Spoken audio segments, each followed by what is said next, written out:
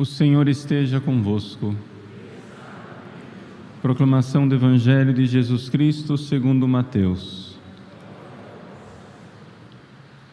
Naquele tempo, disse Jesus a seus discípulos: o discípulo não está acima do mestre, nem o servo acima do seu senhor. Para o discípulo basta ser como o seu mestre, e para o servo ser como o seu senhor. Se ao dono da casa eles chamaram de Belzebu, quanto mais aos seus familiares. Não tenhais medo deles, pois nada há de encoberto que não seja revelado, e nada há de escondido que não seja conhecido. O que vos digo na escuridão, dizei-o à luz do dia. O que escutais ao pé do ouvido, proclamai-o sobre os telhados. Não tenhais medo daqueles que matam o corpo, mas não podem matar a alma. Pelo contrário, temei aquele que pode destruir a alma e o corpo no inferno. Não se vendem 2 pardais por algumas moedas? No entanto, nenhum deles cai no chão sem o consentimento do vosso Pai. Quanto a vós, até os cabelos da cabeça estão todos contados. Não tenhais medo. Vós valeis mais do que muitos pardais. Portanto, todos aqueles que se declararam a meu favor diante dos homens, também eu me declararei em favor dele, diante do meu Pai que está nos céus. Aquele, porém, que me negar diante dos homens, também eu o negarei diante do meu Pai que está nos céus. Palavra da salvação.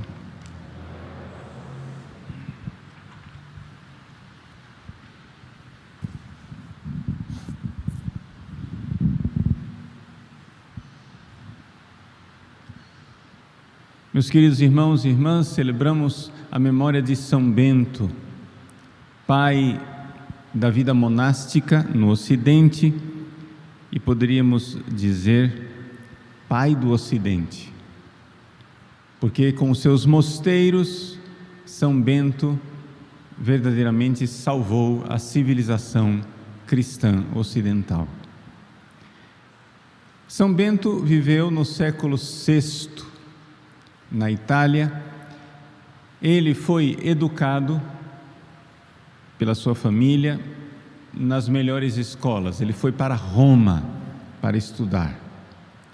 A um certo ponto na sua vida, provavelmente por volta dos 20 anos de idade, ele deixa a busca de uma carreira de educação, de universidade, de escola, poderíamos comparando com os estudos de hoje, para se dedicar a Deus, e se recolhe como eremita numa caverna, num lugar chamado Subiaco. Lá ele fica alguns anos, sendo orientado por um monge sábio chamado Romano, que lhe trazia comida num cesto. Descia comida, por uma corda, e lá na caverna São Bento se alimentava. É interessante notar que São Bento iniciou essa sua vida de busca da santidade, busca de intimidade com Cristo. E é aqui que vem este motto, esta frase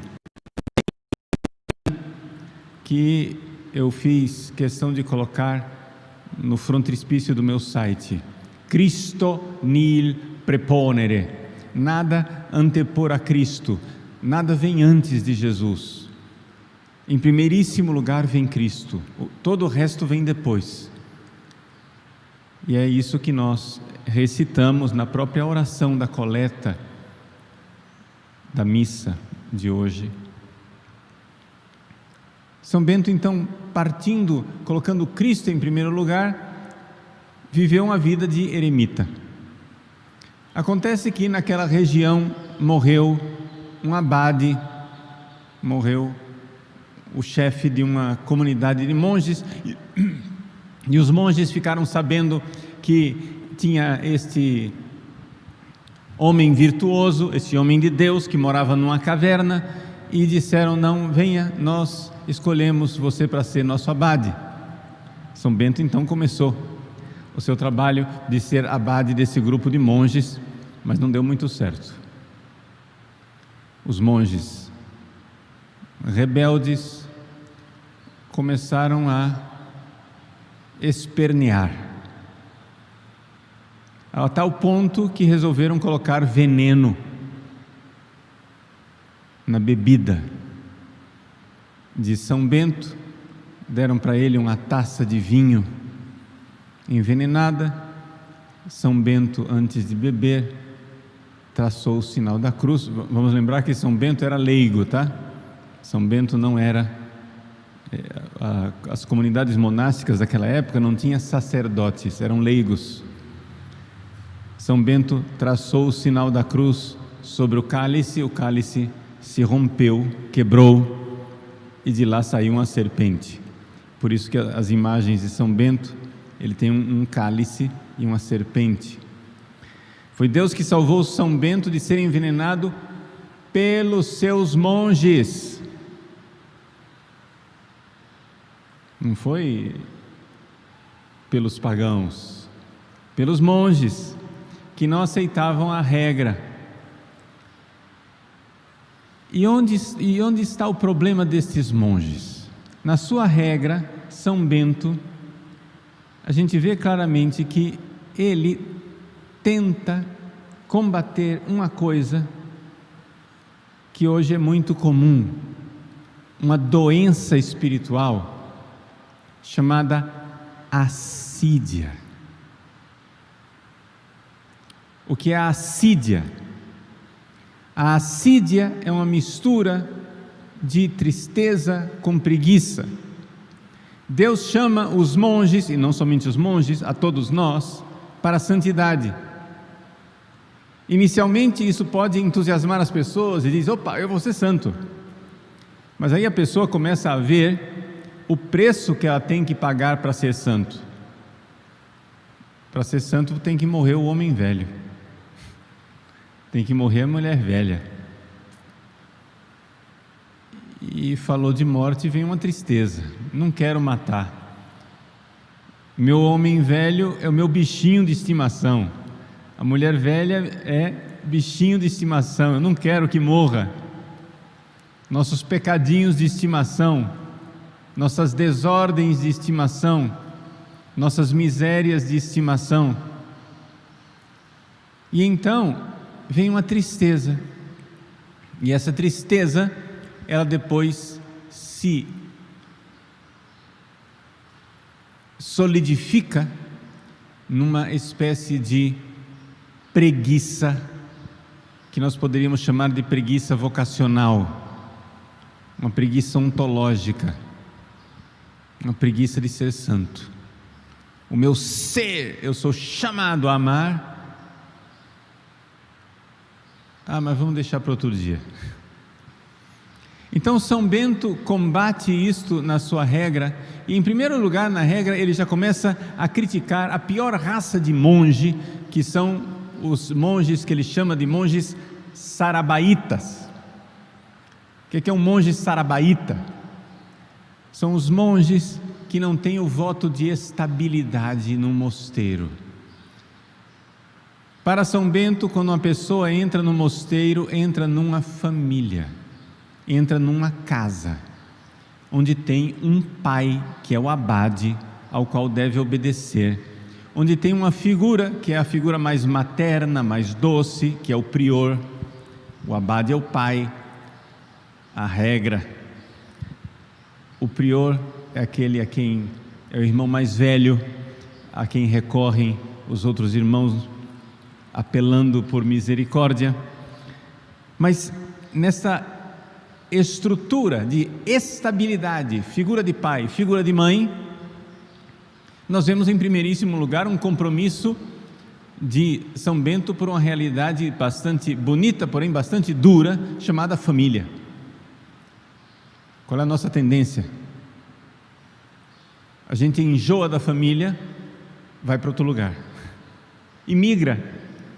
Esse é o monge sarabaíta, É o monge que não tem aliança com uma comunidade fixa. É o monge que entra num mosteiro, aquela comunidade lá começa a apertar, começa a ser exigente, começa com os defeitos, as dificuldades, então o sujeito vaza, cai fora e fica pulando de mosteiro em mosteiro. A regra de São Bento fala, número 1, de estabilidade, aliança com a família espiritual, aliança de virtude.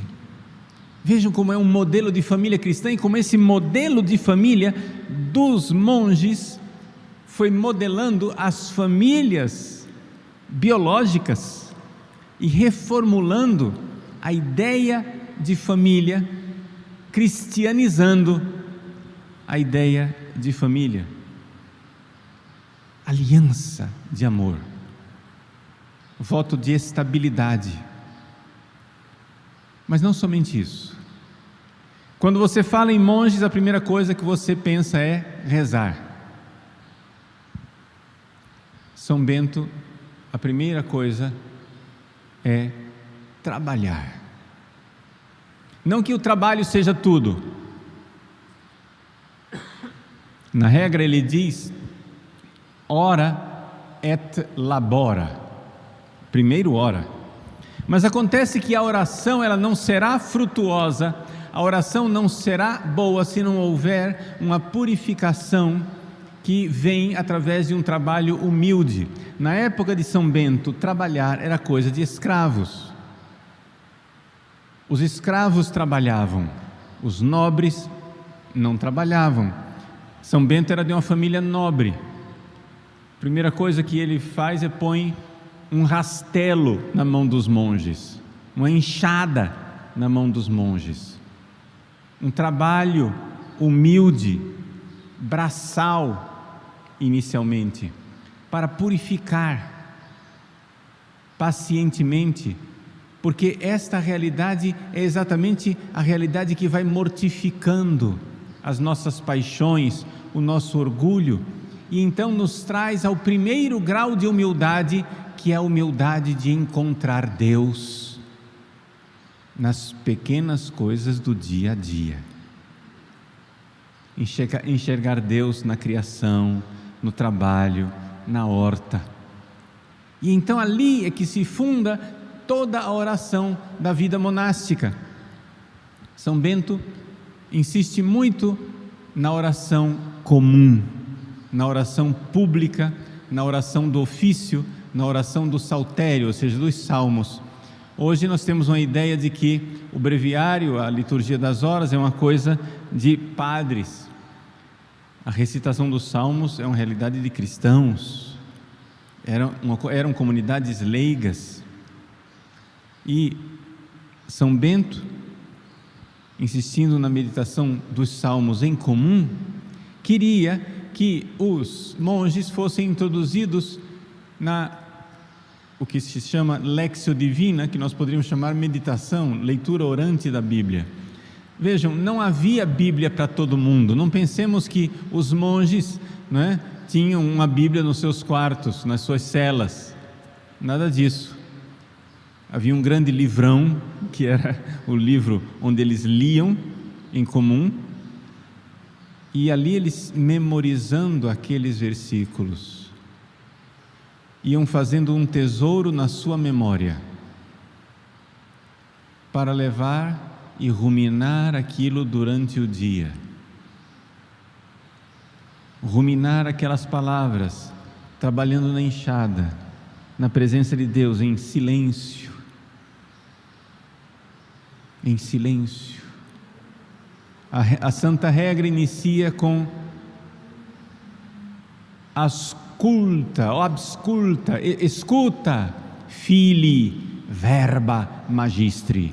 Escuta, ó filho, as palavras do mestre. É a obediência. A obediência quer dizer esse escutar Deus no abade, escutar Deus no dia a dia, numa obediência, numa humildade. Na abadia de Monte Cassino, onde São Bento está enterrado junto com sua irmã gêmea, Santa Escolástica, na cúpula da atual basílica, que foi reconstruída depois dos bombardeios da Segunda Guerra Mundial, um pintor moderno desenhou a obediência. A obediência é uma mulher, mas toda ela voltada para a escuta.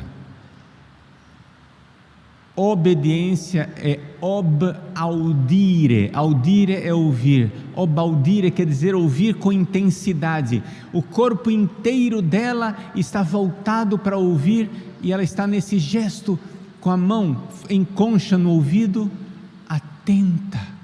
O corpo inteiro parece que se fez ouvido. A obediência, escutar a vontade de Deus, a vontade de Deus que nós encontramos na meditação da palavra, no ruminar dos salmos, no trazer e retrazer aquilo, de tal forma que Deus vai me purificando pelo trabalho e pela oração e pelo trabalho. Ao longo dos séculos, os mosteiros beneditinos descobriram que também existe um outro tipo de trabalho purificador, o trabalho intelectual. E foi o trabalho intelectual desses monges beneditinos, o trabalho com o qual a civilização ocidental foi salva. Monges, durante séculos, nos seus scriptoria, iam copiando manuscritos.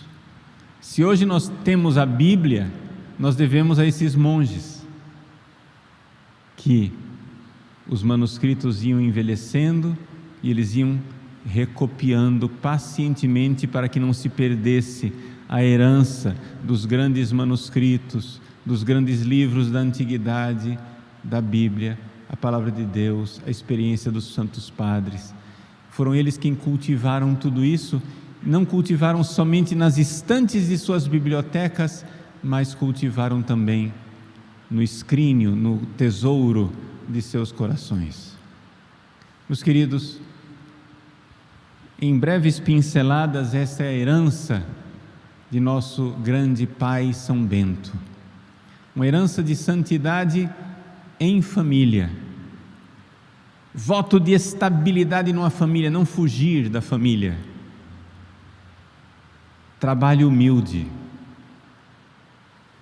meditação constante da palavra de Deus, uma meditação que é levada para o trabalho, para o dia a dia, de tal forma que não haja duas vidas, mas uma vida só, a vida de silêncio, recolhida, meditativa, onde na biblioteca do nosso coração nós nos tornamos como aquele pai de família que descreve o Evangelho.